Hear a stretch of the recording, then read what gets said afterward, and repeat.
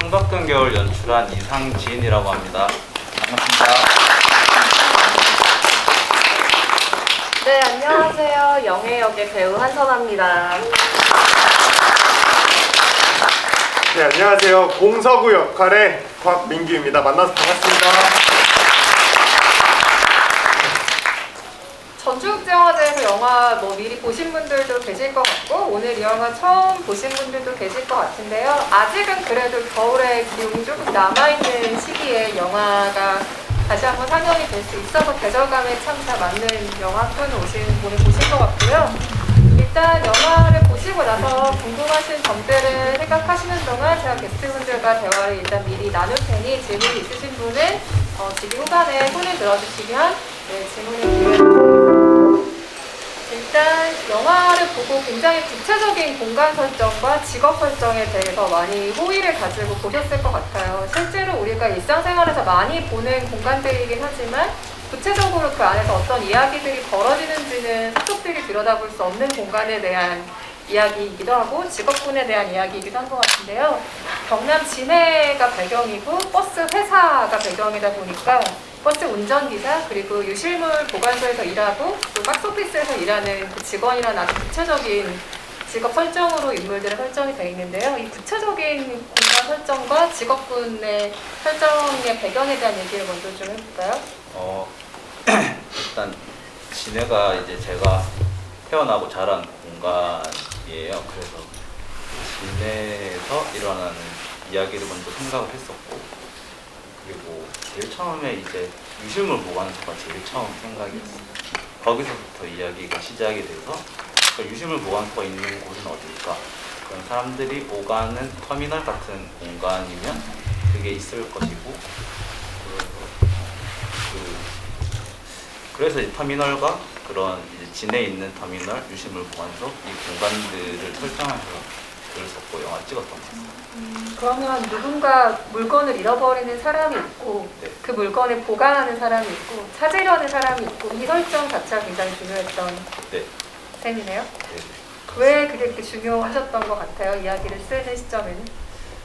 그때 당시에는 그 유실물 보관소에 있는 그 유실물들은 사실 잃어버려서 있는 거잖아요, 사람들이.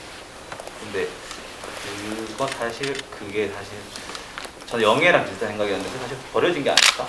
사람들이 일부러 찾기 싫어서 잃어버린 척 한 게 아닐까? 근데 이제 그렇게 사람들 오가는 이제 그곳에서 이제 그 생각을 했었던 것 같아요. 이야기와 조금 더 연결을 시켜보자면 아마 여기에 주인공들은 각자 다 좀 잃어버린 척하고 싶은 마음들이 있는 사람들이기 때문에 그 유실물 보관소라는 배경이 글을 쓰시면서 조금 더 은연중에 떠오른 배경이 아니었을까라고 생각하고요.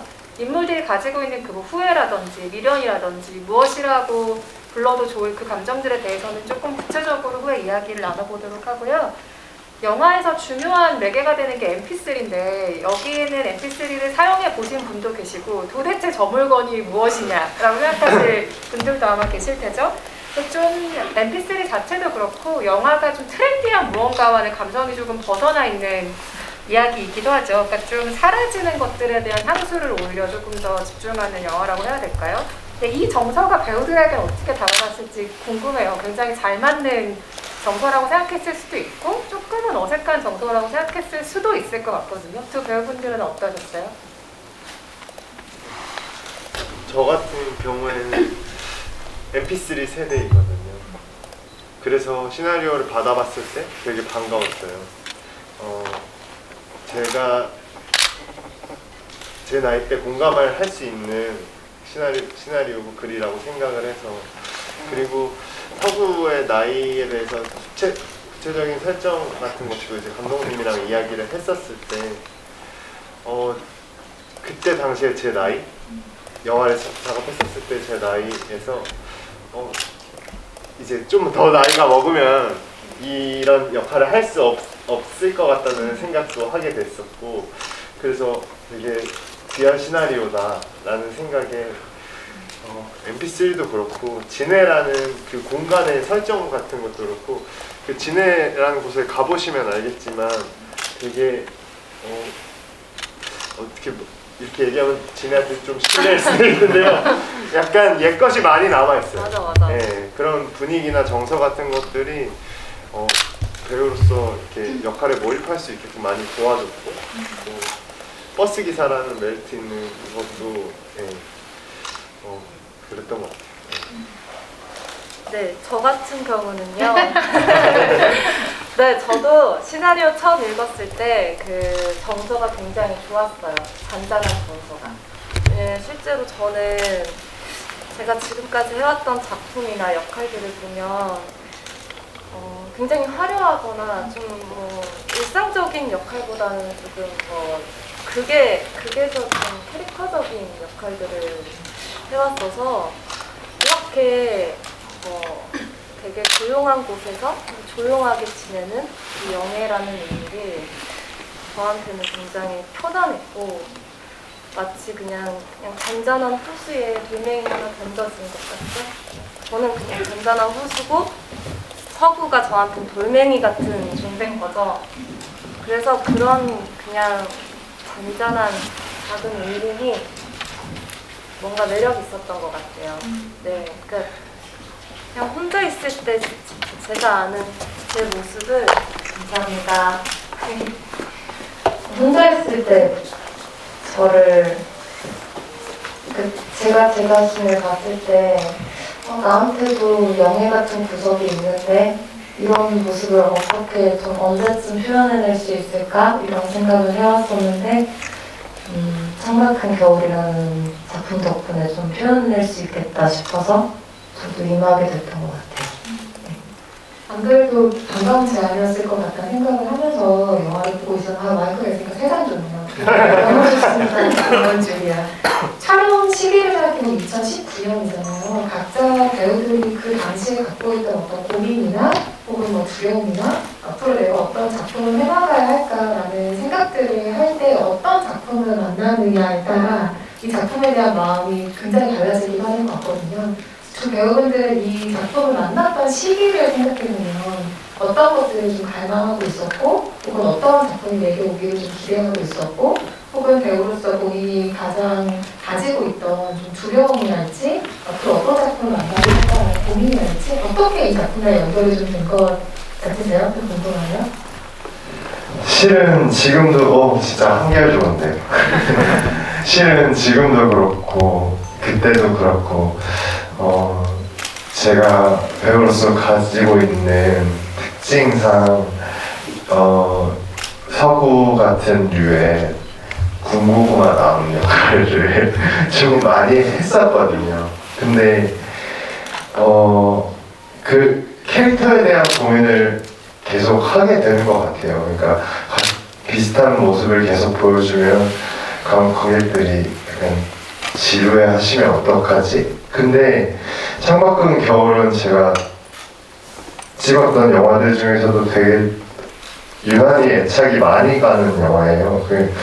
그런 이유들, 그 이유는 아무래도 조론이라는 소재랑 이 약간 영화의 무드나 이 톤 자체도 레트로한 느낌이 있는데 그 안에 되게 요즘에 생각하게 만드는 것들을 잘 스며들게 만들어서 저는 되게 새로운 것이 나왔다고 생각을 하거든요. 톤 자체는 레트로한 느낌이지만 그런 면에서 영애라는 캐릭터도 너무 매력적으로 느꼈었던 것 같아요. 저는 실은 감독님한테 작업 전에도 많이 얘기를 했지만 영애라는 캐릭터가 너무 매력적으로 나왔으면 좋겠고 이미 쓰여져 있고 또 한수아 배우 같아서 너무 좋다.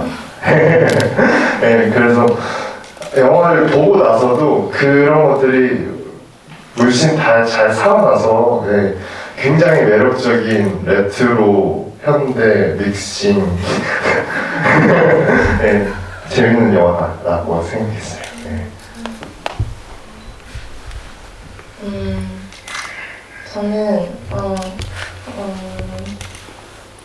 그러니까 이걸 만났을 때의 시기 뭐 이런 거 여쭤보셨잖아요. 저는 작품 물론 배우가 작품을 선택할 수도 있고 그럴 수 있지만 저는 선택받기도 하는 게 먼저인 것 같기도 하고, 그리고 전 작품이랑 저랑도 인연이라고 생각을 해요. 뭐 내가 아무리 하고 싶은 작품이 있어도 인연이 안 되면은 할 수 없기도 하잖아요. 근데 창밖은 겨울이라는 작품을 처음 만났을 때 참 너무 신기한 게 제가 한없이 잔잔할 때였어요.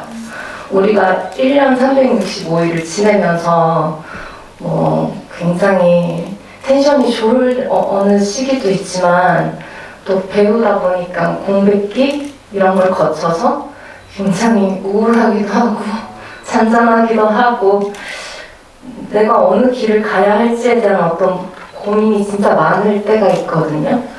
근데 그렇게 한없이 잔잔할 때 이 작품을 보게 됐었어요. 그리고 이것도 인연이구나 싶었던 건 제가 실제로 부산 사람인데 지금까지 사투리 연기를 해본 적이 없어서 사투리 연기도 해볼 수 있겠다는 어떤 그런 호기심과 설레임, 그리고 탁구라는 것도 뭔가 또 저의 새로운 모습을 발견할 수 있을 것 같더라고요. 그 커트머리에 탁구채를 들고 열심히 탁구 치는 모습을 상상했을 때. 네, 그리고 또 서구라는 인물을 제가 끌어당기는 역할을 하잖아요. 참 그것도 실제 나와도 비슷한 모습. 이거 뭐 약간 제 칭찬하는 것 같은데 그런 시기에 만나게 되었던 것 같습니다. 네. 영화를 보면서 그런 느낌을 받았던 것 같아요. 배우 혹은 감독이 굉장히 자기에게 필요한 시기에 필요한 이야기를 만나서 그게 딱 달라붙는 것 같은 느낌을 유독 주는 작품들이 있어요. 그런데 창밖의 겨울을 보면서 저도 모르게 그런 작품이 아니었을까 지레심작을 좀 하게 된 것 같고, 그만큼 이야기와 연기와 많은 것들이 굉장히 편안하게 스며있는 영화라는 생각이 들었어요. 그래서 어쩌면 아주 적절한 타이밍에 모두가 만난 영화겠구나 라는 생각을 했는데, 한편으로 또 이런 생각도 하게 됐어요. 여기서 후회와 미련이에 대한 이야기를 하잖아요. 그래서 어쩌면 이 영화는 감독 자신이 자기가 영화에 대해 가지고 있는 마음이 후회일지 미련일지 무엇일지 알아보기 위해 만든 영화 같다 라는 생각이 들기도 했어요. 감독님 생각이 좀 궁금해요.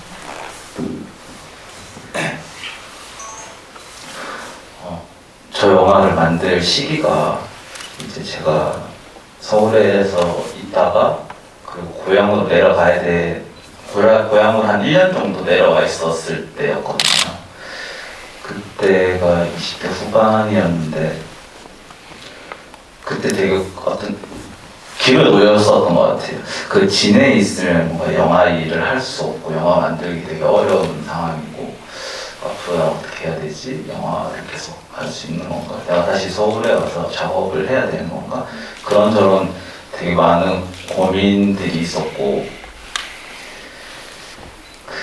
그러다 보니까 사람도 잘 안 만나게 되고 계속 그런 어떤 그래도 내가 영화 일을 이렇게 영화 만들고 있는데 장편 영화 한 편 찍고 이제 그만둬야 되는 게 아닐까 이런 생각도 하면서 그 마음들이 그 영화에 좀 녹여든 것 같아요. 그 주제가 배우들에게는 어떻게 다가가는지 좀 궁금해요. 여기서 그 대사를 하잖아요, 영애가. 근데 그에 관련돼서 두 캐릭터를 해석을 해보면 후회나 미련이 남아있는 사람들의 이야기이긴 한데, 차이점이라면 서구 같은 경우는 그게 뭔지 확인하기를 되게 두려워하는 타입의 사람이고 이걸 밀어놓는 사람이고, 영애 같은 경우는 그거를 확인해보고 싶어하는 성격이기 때문에 서구에게도 그렇게 다가갈 수 있고 탁구도 그렇게 대하고 있다고 생각하거든요. 그러니까 그 후회와 미련에 대한 이 두 캐릭터가 가진 입장 차이가 완전히 다르다고 생각하는데, 두 배우는 그걸 어떻게 캐릭터로 해석을 하고 있는지 궁금하고요.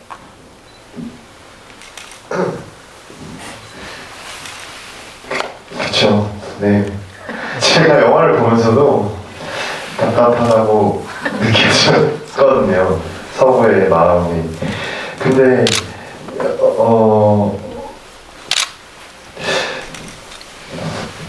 그 여러 가지 이야기를 나눴었을 때 감독님과 배우님과 굉장히 주변 사람들에게 자기로 인해 폐가 되는 행동을 엄청 극도로 싫어하는 사람이면 이렇게 답답해질 수 있겠다라는 생각을 했었었고, 근데 기자님이 말씀하신 것처럼 굉장히 그 자기가 가지고 있는 생각이나 현실이나 그 안에 있는 마음을 직면하는 것을 보는 것을 너무 두려워했던 것 같아요. 특히 뭐 그런 장면은 방문을 닫아버리고 방문을 잠가버리는 그런 장면을 통해서도 감독님이 이렇게 잘 시나리오에 녹여냈고 그런 지점들을 통해서 서구를 좀 짐작할 수 있었거든요. 네. 그래서 아마 전 서구를 그렇게 이해하지 않았을까라는 생각입니다. 생각해보면 조금씩 문을 여는 이야기이기도 하네요. 버스 문으로 연예인이 열어주고 본인의 방문을 또 살짝 열어주는 쇼트가 굳이 영화에 들어가 있기도 하죠. 네, 그리고 또 부모님의 그 이야기를 듣고 나서 마음이 좀 자신도 좀 변화를 좀 해야겠다는 생각을 했었던 것 같아요. 예전에 지금 본인의 영화를 가족들과 같이 보기도 하고요. 그렇죠. 네. 영애 같은 경우는 어땠을까요? 후회와 미련은 어떻게 대하는 캐릭터였을까요? 저는 솔직히 이건 촬영할 때도 감독님한테 말씀드린 적이 있었던 것 같은데, 아니 리딩할 때인가? 저는 서구가 너무 공감이 되는 거예요. 저는 서울에서 그렇게 자기가 하고 싶은 일에 약간 실패, 좌절, 그리고 사랑하는 사람과 헤어지고 그 착잡한 마음으로 자기가 사는 동네에 다시 복귀를 해서 또 다른 직업을 한번 또 자기가 살아보겠다고 해보는 그 모습이, 저도 그런 적이 있었어서 뭐 제가 실제로 어떤 다른 직업을 뭐 경험하거나 그런 건 없지만 그래도 생각은 해볼 수 있잖아요. 내가 하고 싶은 일을 뭐 이렇게 잘 안 풀리고 또 사랑하는 누군가와 이별을 하고 정말 벼랑 끝에 딱 섰을 때 나는 다른 걸 해야겠다라는 마음을 한 번씩은 먹는 것 같아요. 그래서 저는 미련스러운 서구가 너무 공감이 됐고요. 그 공감되다 보니까 이게 짠하더라고요. 그래서 저라고 생각하고 제가 이렇게 당겼습니다. 네, 그렇게 해석을 했어요. 저를 다 이렇게 투영시켜서. 네네. 한선호 배우에는 또 궁금한 게 있어요. 그러니까 저는 솔직히 이 영화를 보고 배우에 대해서 갖고 있는 내가 어느 정도의 편견이 있었구나라는 생각을 하게 됐어요. 왜냐면 영화를 보기 전에 이 역할이 그렇게 잘 어울릴 거라는 생각을 못했어요. 그런데 정말 아까 썼던 표현이지만 그 안에 정말 스며들어 갔더라고요. 근데 어느 순간 제가 한선호 씨가 하는 연기를 보면 그렇게 느끼는 것 같아요. 우리 모두를 감탄하게 한 22시 여자들을 봐도 그렇고 이게 너무 극단적으로 다른 이미지들이긴 하지만 숨쉬듯이 되게 자연스럽게 그 캐릭터가 되는 기본적인 재능이 있는 것 같아요. 그래서 그게 이질감이 좀 전혀 없게 쓱 스며들게 만드는 게 있는데 이게 기본적으로 본인이 가지고 있는 배우로서의 자질일 수도 있고 아니면 우리는 모르는 정말 숱한 노력의 어떤 결과일 수도 있는 거죠. 그래서 본인이 사실 자기 어깨가 어떻다고 말하는 건 되게 부담스러운 일이긴 한데 그래도 그 둘 중에 자질과 노력 가운데 본인이 조금 더 많이 있는 면은 어떤 거인 것 같아요? 이런 거 말 잘해야 되지. 이런 거 말 잘해야 돼. 뭐 일단 먼저 좋게 봐주셔서 너무 감사드리고 또 자질이라는 표현도 해주셔서 너무 감사드리고 근데 저는 뭐 그렇게 비춰졌다니 너무 제가 노력했던 거에 대한 보람을 느껴요. 그리고 이건 저의 개인적인 고민이기도 한데요. 되게 센 역할도 제가 좀 뭐 어떤 분위기나 이런 것들 꾸며놨을 때 잘 어울리기도 하고 또 어떨 때는 진짜 평범한 것도 또 잘 어울리는 것 같고 해서 뭐 하나 특출나게 하나를 딱 잘하거나 뭐 이게 탁 그게 없는 것 같아요. 그래서 저는 그게 개인적으로 고민이기도 했었거든요. 또 반대로 생각하면 다양한 인물들을 내가 표현할 수 있다는 장점도 되겠지만 그래도 영애를 그렇게 좀 잘 봐주신 데에는 저는 일단 감독님께서 과감하게 저를 한선아 캐스팅을 해주신 것도 한몫했다고 생각하고요. 제가 그랬을 거예요. 처음 미팅했을 때. 어떻게 저한테 이렇게 저에 대한 편견 없으셨어요? 제가 왜냐면 드라마를 많이 했다 보니까 그리고 옛날에도 활동을 오래 했었다 보니까 저는 그런 선입견이 많은 분들한테 있을 거라 생각했는데 그걸 무릅쓰고 이런 잔잔한 역할을 저한테 주셨길래 너무너무 반가웠어요. 진짜 내가 해보고 싶었던 뭐 예를 들면 김종관 감독님의 더 테이블과 뭐 최악의 하루 이런 작품들, 좋은 작품들 그런 진짜 나도 저런 작품, 저런 무드에 저런 분위기에 나도 들고 싶다 항상 생각했었는데 감독님한테 감사하더라고요. 처음 미팅할 때 아마 그 얘기를 드렸고 늘 바래왔던 어떤 작품이고 이야기였어서 제가 더 잘 해보려고 했던 마음도 있었던 것 같고 그리고 또 사투리도 한몫을 했던 것 같습니다. 제가 사투리로 연기를 해본 적이 없어서 다른 어떤 언어를 쓰면 또 그 인물이 달라 보이잖아요. 저는 또 그 도움을 받지 않았나 그런 생각도 듭니다. 배우한테 가장 어려운 질문이 가만히 있으라는 걸 거예요. 아마 뭔가 일상적인 공기를 담기 위해서는 사실 우리는 가만히 있을 때가 많잖아요. 우리 다 가만히 있잖아요. 근데 카메라 앞에서 연기할 때는 이게 누군가의 시선을 한번 통과해서 보는 거라 생각을 하게 되면 의식적으로 뭔가를 좀 하게 되죠. 그래서 이 여백을 보여주는 거, 가만히 있는 어떤 일상적인 얼굴을 보여주는 게 배우들한테는 어쩌면 더 많이 어려운 일일 텐데 이 영화는 그런 부분들을 확인할 수 있는 굉장히 깊은 결과물을 드리기도 하죠. 그래서 어떤 면에서는 좀 90년대 후반, 2000년대 초반 한국 영화들이 생각나기도 하는 것 같아요. 예를 들면 그 영화들의 최고봉에 있는 8월의 크리스마스 같은 그런 일상적인 여백이 있는 영화들이 생각나기도 하죠. 감독님 지금 웃으신 거죠? 미소를 제가 지금 들은 것만 같습니다. 탁구에 대한 궁금증도 많으실 것 같아서 이거 하나만 제가 마지막으로 여쭤보고 관객질문을 받으려고 하는데요. 왜 이 종목이 탁구였을까? 저는 매우 궁금했어요. 근데 이게 일상적인 스포츠이기도 하지만 어쩌면 이것 때문에 탁구를 고르셨겠다고 생각할 때는 짐작되는 대사가 있었어요. 서구에 베일하잖아요. 공이 아웃되기 전까지 나도 공을 보내고 상대도 공을 보내는 운동이다라는 이야기를 하잖아요. 어쩌면 이게 탁구라는 소재를 정화할 때 굉장히 중요한 덕목이었겠다라는 생각도 드는데 왜 하필 탁구를 선택하셨을까요?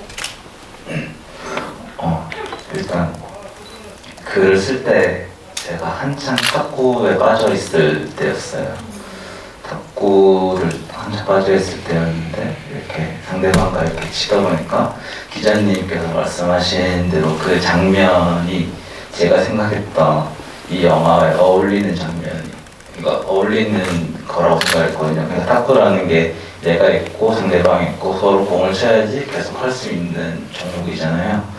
그런 부분에서 뭐 연애라든지 뭐 관계, 사람 관계라든지 그런 것과 되게 맞닿아 있는 스포츠라고 생각했거든요. 그래서 탁구가 이 영화에 나왔었던 것 같습니다.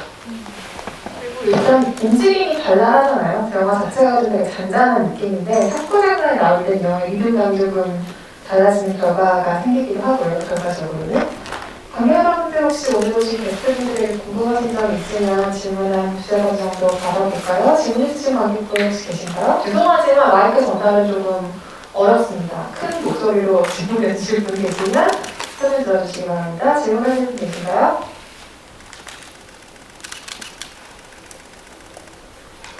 네, 저희 질문했군요. 제목이 창과 끝 겨울인데 혹시 제목이 나타내는 특별한 의미가 있을까요?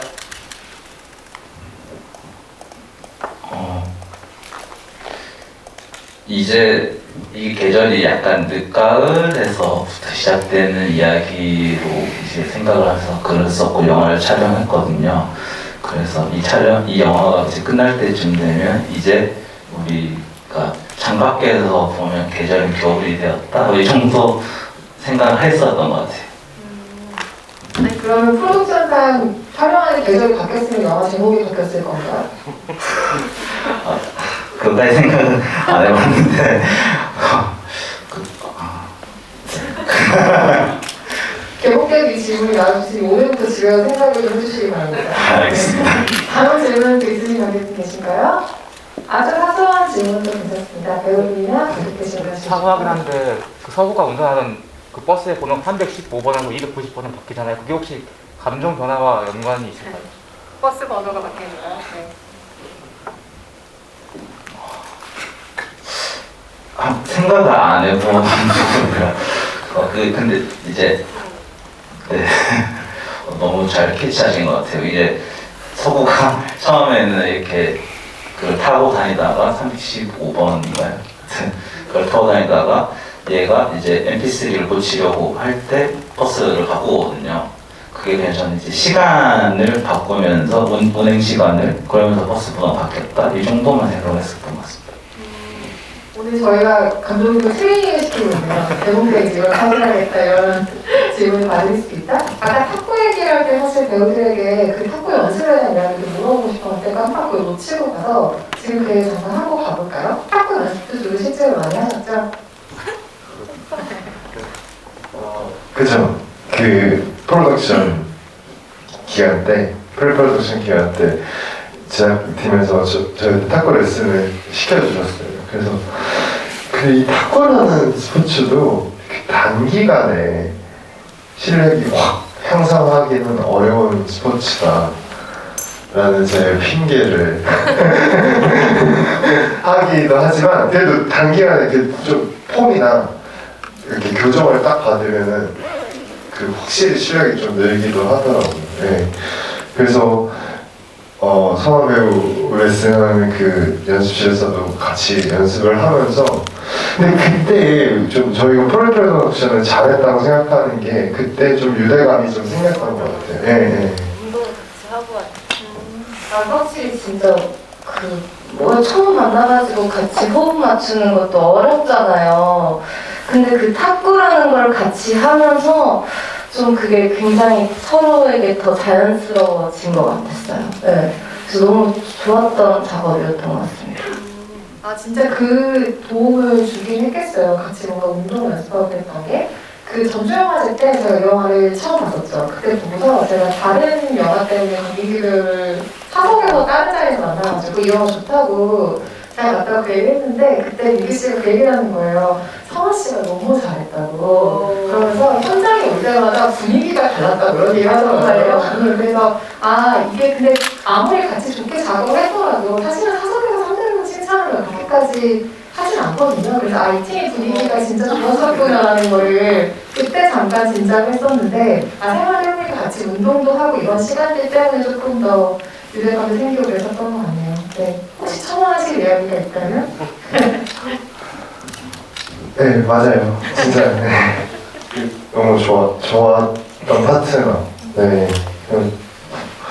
현장에서 되게 그리고 가끔 현장이 좀 원활하게 굴러가지 않을 때도 성화 배우가 그걸 원활하게 굴러가게 해줘요. 저는 그게 진짜 최고 아까 말씀하셨던 최고의 자질이라고 생각합니다. 저는 저기 장래희망이 있어요. PD가 되고 싶어요. 제가 지금 그 PD 역할이라고 말하려고 했었어요. 원활하게 굴러가게 하는 게 PD 역할이다? 네, 그래서 오빠가 그때 선아 넌 PD를 해도 진짜 잘할 것 같다고. 그렇죠. 소유성 현장에 말하자면 살인살이를 책임지는 역할이기 때문에 그 살인이 잘 굴러가게 진짜 만드는 역할인데 그게 실제로 소유성 장애인에게 필요하더라고요. 근데 그래도 저희 PD님이 잘 해주셨죠. 모든 스태프분들이 고생해주시고. 아무렴요. 잘 해주셨겠다. 그냥 가끔 뭐 이렇게 아무도 말 못하는 거 한 번씩 이렇게 덤도 주고 이런 거 그냥. 그런 사람 한 명 있으면 같이 하는 경우는 진짜 고맙거든요. 그죠? 알아주시니까. 그래요. 근데 그러고 나면 또 혼자 마음 약해가지고 내가 왜 그랬어. 아무튼 즐거웠었습니다. 네. 원활하게 잘 굴러가도록 현장을 펴주셨고 마지막 질문 있으신 하나만 받아볼까요? 마지막 질문 있으신 관객분 계신가요? 네. 임규 배우님 직접 버스 운전하시는데 영화 때문에 그 면허를 따로 취득하시는 건지 궁금하고요. 그리고 성화 배우님하고 임규 배우님 두 분 다 워낙 연기 잘하시지만 평상시 모습은 연기의 색깔이 좀 많이 다른데 두 분이 또 작업하시면서 서로 시너지 효과 받은거나 영향 받으시나요?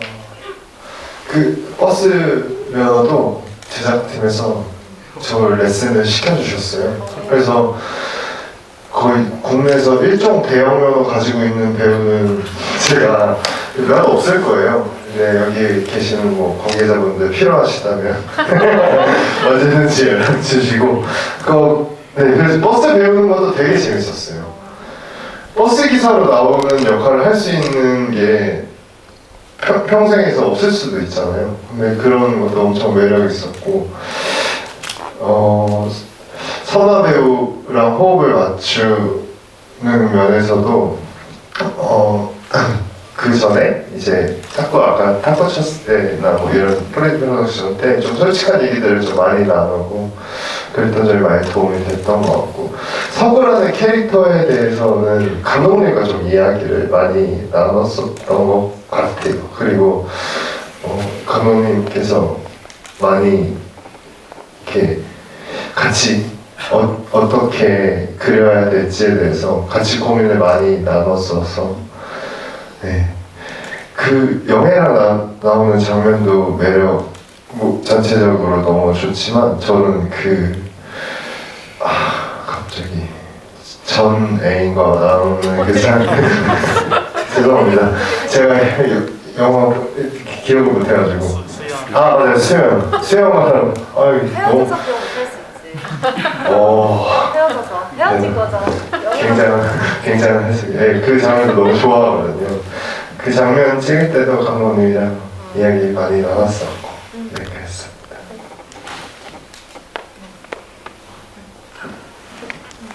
한상아 씨도 같이 호흡 맞추면서 좀 시너지가 생긴 부분이라면 어떤 게 있었는지 궁금하셨죠? 네.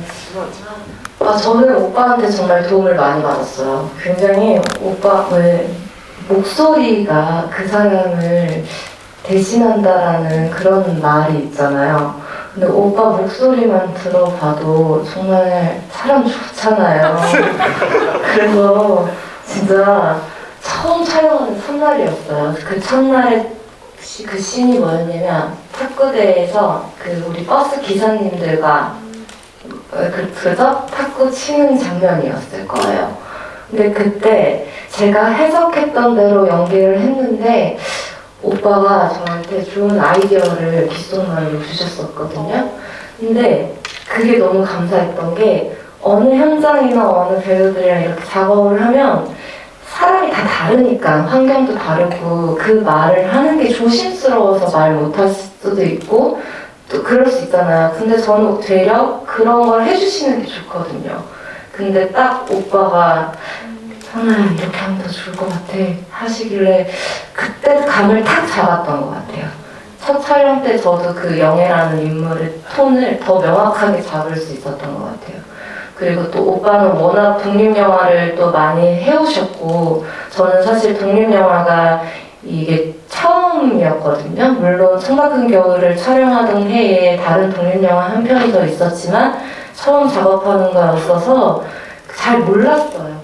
환경도 되게 처음이었고 독립영화 현장에서 내가 연기를 할 때 이런 막 대화를 주고받고 이런 것들이 저는 이래도 되나? 저래도 되나? 약간 조심스러웠는데 또 오빠가 정말 많이 리드해 주시고 또 편안하게 해주셔가지고 좀 믿고 의지하면서 잘 할 수 있었던 것 같아요. 네.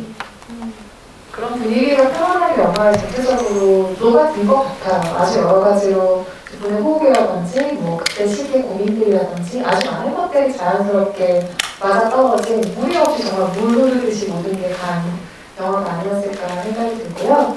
끝으로 오늘 오신 관객 여러분들께 인사 한 말씀씩 해주시고 자리 마무리하면 좋을 것 같은데요. 네, 감독님부터 부탁드리겠습니다. 이 영화가 서울에서 처음 상영이었거든요. 이 자리까지 와주셔서 너무 감사드리고 돌아가시는 게 즐겁게 돌아가셨으면 좋겠습니다. 감사합니다. 네, 이렇게 일요일 좋은 주말에 아침 일찍 저희 영화 보러 와주셔서 너무 감사드리고 영화가 재밌고 이런 걸 떠나서 저한테는 정말 귀한 작품인데 이렇게 함께 봐주셔서 정말 감사합니다. 네, 다음에 또 더 좋은 자리에서 뵐 수 있었으면 좋겠습니다. 감사합니다. 감독님이 방금 얘기해 주셔서 서울 첫 상영인 거를 딱 생각하게 됐거든요. 그 창밖은 겨울이라는 영화 제가 굉장히 좋아하고 오늘 보셨다시피 영화가 좋잖아요. 전 그렇게 믿거든요. 그래서 마리클레르 영화제에서 이렇게 서울 첫 상영을 기회를 만들어 주셔서 너무너무 감사드리고 우리 영화가 전국적으로 개봉을 할 수 있도록 입소문과 많은 애정과 관심 부탁드리겠습니다. 네, 오늘 일요일 아침 시간 내주셔서 너무너무 감사드리고요. 조심히 들어가시길 바랄게요. 네, 감사합니다. 마리클레르 영화제에서 좋은 시간 보내시고요. 성덕근적으로 아마 올해 하반기쯤에 개봉이 예정이 될 것 같죠. 그래서 개봉을 하게 되면 또 그때도 영화에 많은 응원 부탁드리겠습니다. 좋은 시간 보내시고요. 안녕히 들어가세요. 감사합니다.